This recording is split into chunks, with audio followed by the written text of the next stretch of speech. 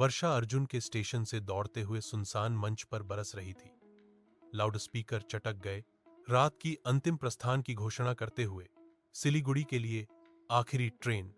वह गीले फर्श पर लगभग फिसल गया, लेकिन धातु की झंकार के साथ दरवाजे बंद होते ही चढ़ने में सफल रहा। अंदर डिब्बे अजीब तरह से खाली थे।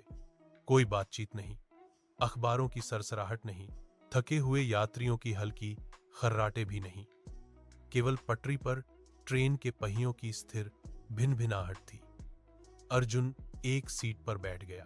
उसकी छाती अभी भी उखड़ रही थी। वह इस ट्रेन में एक कारण से सवार हुआ था, भागने के लिए। कोई या कोई चीज दिनों से उसका पीछा कर रही थी। उसने परछाइयों में, लैंप पोस्ट के पीछे छिपते हुए, यहां तक कि अपने सपनों में भी आकृति देखी थी। आज रात इसने उसे आधे शहर में दौड़ाया था। बत्तियां टिमटिमाई। गलियारे के पार एक आदमी बैठा था।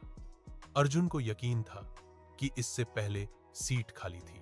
अजनबी ने एक लंबा काला कोट, एक चौड़ी टोपी पहनी थी और उसका चेहरा छाया में छिपा हुआ था। तुम अच्छा दौड़े, आदमी ने कहा। उसकी आवाज नीची, ठंडी थी। लेकिन ट्रेनें तुम्हें तुम्हारे भाग्य से दूर नहीं ले जाती, वे तुम्हें सीधे उसी तक ले जाती हैं। अर्जुन का पेट खराब हो गया, उसका गला सूख गया। तुम कौन हो? आदमी करीब झुका और धुंधली रोशनी में अर्जुन ने एक मुस्कान देखी, बहुत चौड़ी, बहुत तीखी। मैं ही वह हूं जो हमेशा से तुम्हारे साथ चल रहा हूं। ट्रेन जोर से कांपी। खिड़की के बाहर अब कोई जंगल नहीं था, सिर्फ अंतहीन काला, जैसे ट्रेन एक शून्य से गुजर रही हो। अर्जुन कांपते हुए खड़ा हुआ। यह बंद करो, मुझे बाहर निकालो। आदमी की आवाज डिब्बे में गूंज रही थी, हर जगह गूंज रही थी। आपने आखिरी ट्रेन में सवार हुए और यह केवल एक ही दिशा में जाती है। बत्तियां बुझ गईं, चुप्पी।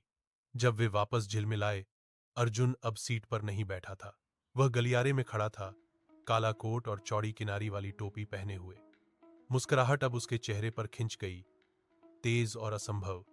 उसके सामने खाली डिब्बे में एक और भयभीत यात्री अभी अभी दिखाई दिया था, गीला, हांफता हुआ और किसी अदृश्य चीज से भाग रहा था। चक्र फिर से शुरू हो गया था।